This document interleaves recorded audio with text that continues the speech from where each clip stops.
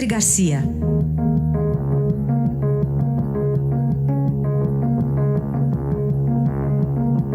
Alexandre, bom dia.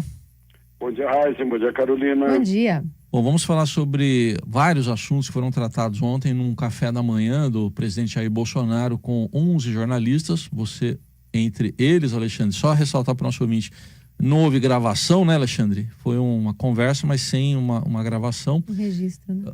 Primeiro, eu queria uma impressão geral sua. O que você mais destaca, assim? Pois é, não houve gravação e eu vi aqui uma reportagem sobre que lá no Palácio estão exigindo deixar os telefones do lado de fora. Não foi o caso, né? Os 11 jornalistas entraram com o telefone, mas pediram para desligar, né? Foi uma conversa ótima. Eu acho que é uma primeira aproximação do presidente em relação aos jornalistas. Não, nós é que fomos convidados, nós é que somos os alvos dessa conversa, né? Não foi que alguém de nós tenha pedido entrevista com o presidente. Ele nos chamou para conversar, ofereceu um café da manhã, teve uma conversa de quase 2 horas, foi uma conversa muito boa. Ele, de certa forma, se revelou mais ainda, né? Na hora as primeiras perguntas foram sobre as emoções da facada. Ele realmente, cada vez que lembra, ele hesita em falar, fica meio parado, parece que a palavra não consegue sair, né? Mas terminou o encontro. Imagine só, ele recebe um abraço de uma jornalista, da Mônica Guliano, né? E no abraço levanta a jornalista do chão, e todo mundo para com isso, que maluquice é essa, né? Recém foi operado para tirar a bolsa, já estava fazendo lá um halterofilismo, né? A Mônica deve ter aí uns 60 quilos, né? Mas, enfim, rendeu muito bem informações, né? A gente ficou sabendo, por exemplo, que o seguro defeso daquela história da pesca, só 30% são realmente pescadores, 70% é falsificação, né? O Lei Rouanet vai baixar de 60 milhões, era o teto, para talvez menos de 5 milhões, e vai haver uma seleção melhor, né? Ele falou até em tirar pardais das BR, porque estão fazendo uma indústria da multa nas estradas federais, as concessionárias e tal. Comentou sobre facilidades que estão sendo abertas, como maior prazo para carteira de motorista, né? Maior prazo do registro de armas, que tem que eliminar a burocracia, o banho-maria para a embaixada em Israel, está conversando com os palestinos e árabes por causa das relações comerciais, né? Disse que se for para restaurar a democracia, ele conversa assim com o Maduro, afinal Trump conversou com o Kim, mas falou 2 vezes que os generais de Maduro estão envolvidos no narcotráfico, né? E que ia receber Guaidó no Palácio, como efetivamente recebeu, porque é o único interlocutor digno de respeito, de credibilidade da Venezuela, né? Quando eu perguntei a ele como é que ele está sentindo a revelação, o relato das investigações sobre o Adélio Bispo, e ele me disse que vai esperar o imposto de renda, que no imposto de renda alguém vai ter que revelar que está pagando, que está por trás, né? Disse que havia indícios de PCC, mas isso apenas indícios, né? Muito preocupado com minerais brasileiros como nióbio e o grafite para fazer o grafeno, né? Que acha que estão levando.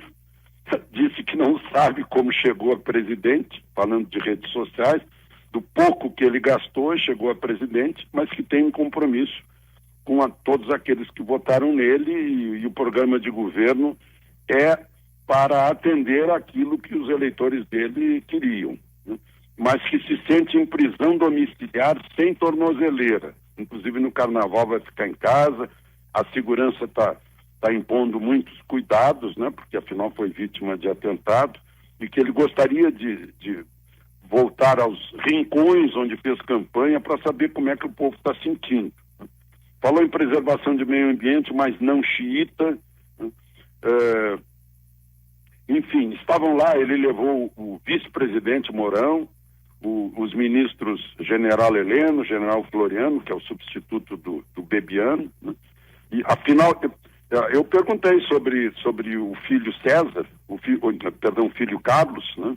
Que depois do Bebiano, parece que o filho da crise Bebiano, o filho Carlos se recolheu, né, para a Câmara de Vereadores. Ele disse que conversou com os filhos e que, no caso do Carlos, vai haver uma certa filtragem aí das coisas da internet que se cruzem com as responsabilidades de presidente da República.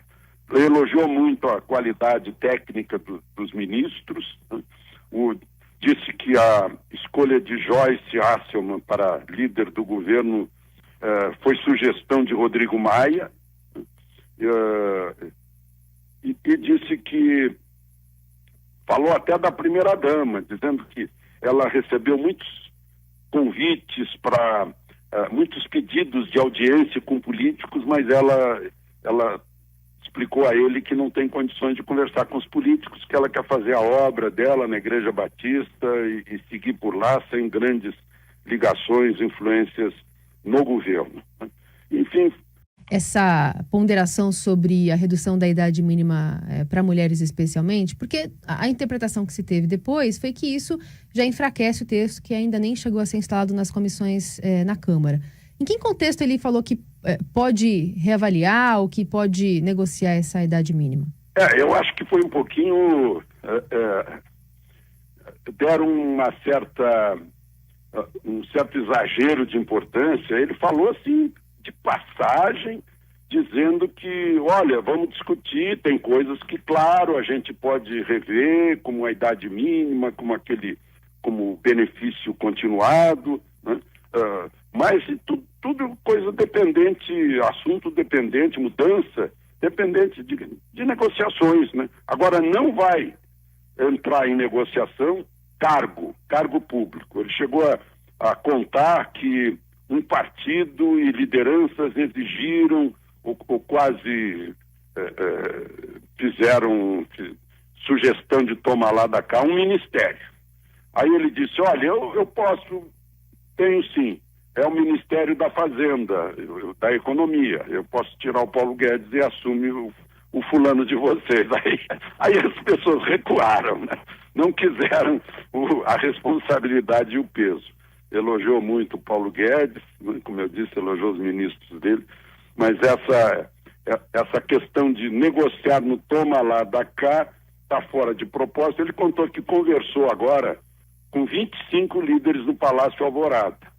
E só houve 2 ou 3 pedidos ou sugestões de cargos, né, que não foram atendidos. Então, aqui a nova linguagem é essa, é a linguagem das grandes questões nacionais, embora não sejam apenas as questões macro que estão preocupando o presidente, sim, até coisas menores que afetam a vida do brasileiro, como eu citei aqui, a questão dos pardais nas estradas e da burocracia em geral. Ele não mencionou banco de talentos, não, né, Alexandre? Como? Ele não mencionou aquele banco de talentos, não, né? Não, e ninguém perguntou e ele também não falou sobre isso. Uhum. Né? É interessante que dele ter falado 2 vezes sobre os generais do narcotráfico lá na Venezuela. Parece que ele queria salientar isso. Muito bem, então, e os pontos principais desse encontro. Quanto tempo durou, Alexandre? Como? Quanto tempo durou?